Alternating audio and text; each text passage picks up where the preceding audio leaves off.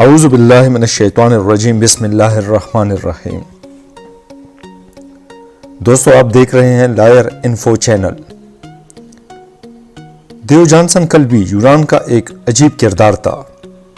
تاریخ اسے نسل انسانی کا سب سے بڑا متوکل اور سب سے بڑا قناعت پسند دانشور کہتی ہے۔ وہ آنکھوں سے اندھا لیکن دل و دماغ سے روشن شخص تھا۔ اس کے پاس ایک کتا تھا۔ یہ کتا اس کا ساتھی بھی تھا اور رہبر و رہنما بھی۔ اس کتے کی نسبت سے لوگ اسے کلبی کہتے تھے۔ دیو جانسن کلبی ارسطو اور سکندر اعظم کے دور میں تھا اور اس کے بارے میں عجیب دلچسپ واقعات مشہور ہیں۔ مثلاً کہا جاتا ہے وہ ایک دن دوپہر کے وقت ہاتھ میں چراغ لے کر ایتھنز کی گلیوں میں گھوم رہا تھا۔ کسی نے اس سے پوچھا، دیو جانسن، تم چراغ لے کر کیا تلاش کر رہے ہو؟ اس نے مسکرا کر جواب دیا، میں آدمیوں کے ہجوم میں انسان تلاش کر رہا ہوں۔ اس زمانے میں ارسطو نے انسان کے بارے میں اپنا مشہور فلسفہ دیا تھا۔ ارسطو کا کہنا تھا، انسان ایک ایسا جانور ہے جو دو ٹانگوں پر چلتا ہے اور اس کی قامت سیدھی ہوتی ہے۔ یہ فلسفیوں، عالموں اور علم پرستوں کا دور تھا۔ چنانچہ ارسطو کا یہ فلسفہ گلی گلی، محلے محلے دہرایا جانے لگا۔ جہاں دو لوگ جمع ہو جاتے وہ آپس میں ارسطو کے انسان کے بارے میں گفتگو شروع کر دیتے۔ ایک دن ارسطو اپنے شاگردوں میں گرا بیٹھا تھا۔ دیو جانسن کلبی وہاں آیا۔ اس نے شاگردوں کو دائرہ وسیع کرنے کا حکم دیا۔ ان کے درمیان بیٹھا، بغل سے ایک مرغ نکالا، مرغ کو زمین پر کھڑا کیا، ایک ہاتھ سے مرغ کی ٹانگیں زمین کے ساتھ لگائی، دوسرے ہاتھ سے مرغ کی چونچ پکڑی، چونچ کو سیدھا کھینچ کر آسمان کی طرف اٹھا دیا۔ مرغ سیدھا کھڑا ہو گیا۔ اس کے بعد دیو جانسن کلبی نے ارسطو کے شاگردوں کی طرف دیکھا اور کہا لگا کر بولا، یہ ہے تمہارے استاد کا انسان۔ ارسطو کے منہ سے بھی کہا نکل گیا۔ دیو جانسن کلبی کی درویشی اور سادگی پوری یونان میں مشہور تھی۔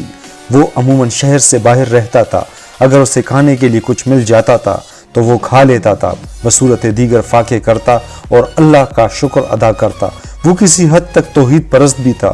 اس کا کہنا تھا، اس کائنات کی تمام چیزیں دیوتاؤں نے بنائی ہیں، لیکن دیوتاؤں کو کس نے بنایا ہے؟ وہ کہتا تھا، جس طاقت نے دیوتا بنائے ہیں وہی اس کائنات کا اصل مالک ہے اور میں اس مالک کو ماننے والا ہوں۔ اس کا کہنا تھا، دنیا کا سامان و اسباب انسان کو اصل خوشی سے محروم کر دیتا ہے۔ اگر انسان زندگی میں حقیقی خوشی پانا چاہتا ہے تو اسے دنیا کے ساز و سامان سے کنارہ کشی اختیار کرنی چاہیے۔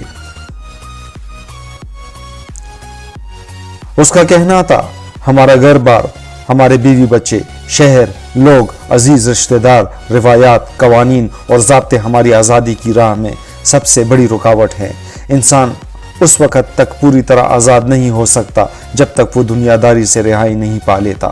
اس کا کہنا تھا، انسان کی ضروریات انتہائی مختصر ہیں، لیکن انسان ضروریات کے دائرے کو اتنا پھیلا دیتا ہے کہ پوری زندگی کے سفر کے باوجود دائرہ ختم نہیں ہوتا۔ اس کا کہنا تھا، بہادر وہ شخص ہوتا ہے جو اپنے اندر کے خوف کو شکست دے دے۔ دیو جانسن کلبی شہر سے نکل کر جنگل میں آباد ہو گیا۔ کسی نے اس سے پوچھا، تمہیں جنگلی جانوروں سے ڈر نہیں لگتا؟ اس نے مسکرا کر جواب دیا، انسان کا دشمن انسان ہے، جانور نہیں۔ ایک اور جگہ لکھا ہے، انسان کو جانوروں سے نہیں انسان سے خطرہ ہے۔ وہ کہا کرتا تھا، انسان سے بچو، انسان کی درندگی ہزار درندوں پر بھاری ہے۔ بڑا مشہور واقعہ ہے، سکندر اعظم اس کی تلاش میں شہر سے باہر نکلا۔ دیو جانسن کلبی ایک بیابان میں بیٹھا دھوپ تاپ رہا تھا۔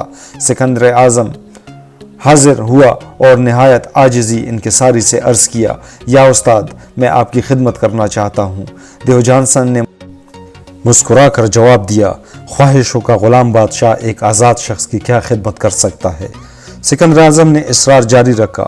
جب وہ تنگ آ گیا تو اس نے کہا لگایا اور سکندر سے کہا، بادشاہ سلامت، آپ میرے دھوپ روک کر کھڑے ہیں،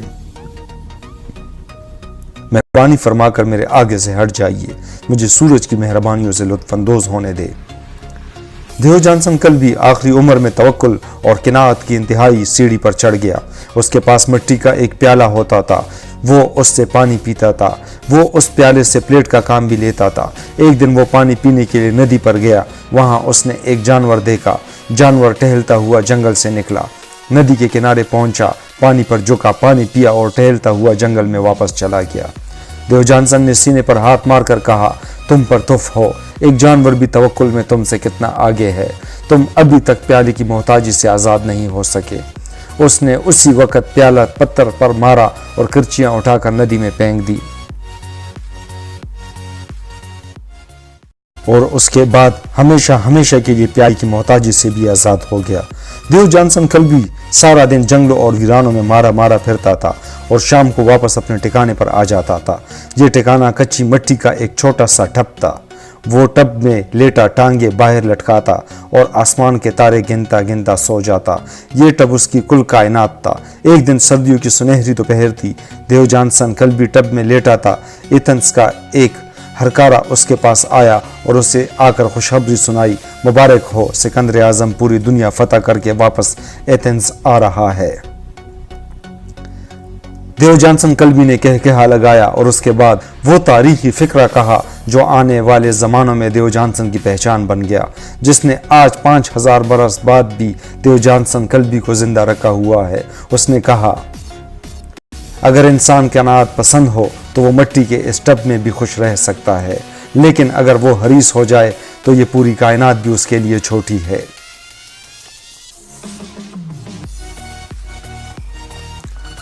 انسان اگر مطمئن ہونا سیکھ لے تو وہ کچی مٹی کے ٹب میں بھی خوشگوار زندگی گزار سکتا ہے، لیکن اگر اس کی آنکھوں میں ہرس آ جائے تو ساری دنیا کی گاڑیاں، ساری دنیا کے جہاز، ساری دنیا کے محلات، ساری دنیا کا سونا چاندی، ڈالر اور ساری دنیا کا اقتدار مل کر بھی اس کی خواہش نہیں مٹا سکتی۔ وہ اپنی پوری زندگی مزید سے مزید اور زیادہ سے زیادہ کی تلاش میں گزار دیتا ہے۔ بدقسمتی سے ہمارے حکمران، ہماری رولنگ کلاس کا تعلق لوگوں کے اس گروہ سے ہے جن کی آنکھیں اور جن کے معدے ہرس کی مٹی سے بنتے ہیں، لہٰذا یہ لوگ کبھی سیر نہیں ہوں گے۔ یہ لوگ اپنے کفن تک پر جیبیں لگوا لیں گے۔